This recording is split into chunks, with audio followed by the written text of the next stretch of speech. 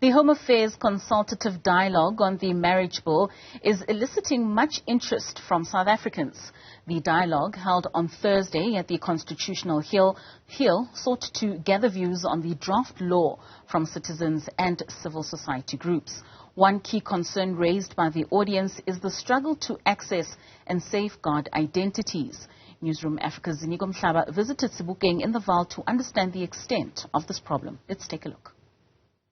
South Africans are being offered the opportunity to comment on the marriage bill. When that draft law is finally passed, changes will be made to the existing legislation on marriages.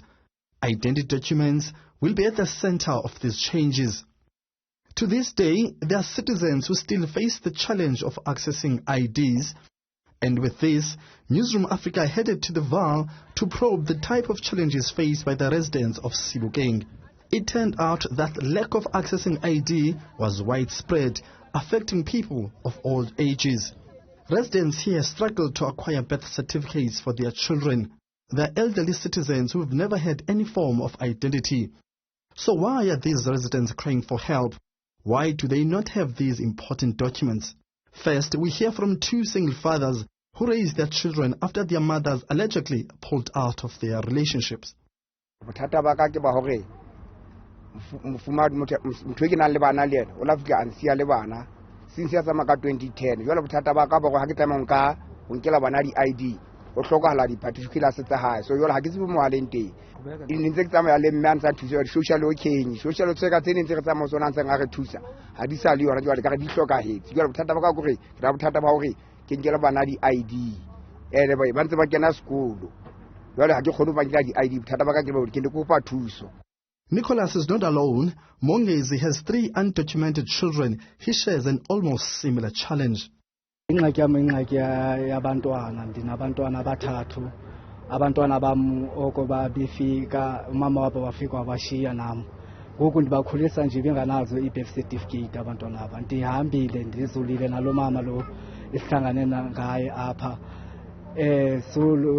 apho sambe khona umama sasokola eHome Affairs babhizi basifuna ukuthi abazali ababantwana kuze sikwazi ufumanela abantwana be-birth certificate ngoku kunzima ukuthi ndizifumane futhi baye bathi kumele ndifumane umama sikwazi ukwenza ama-DNA test abantwana bakwazi ufumana ama-birth certificate then kwazi ukuthi ndibarholele i-social grant kungoku abarholisa i-social grant.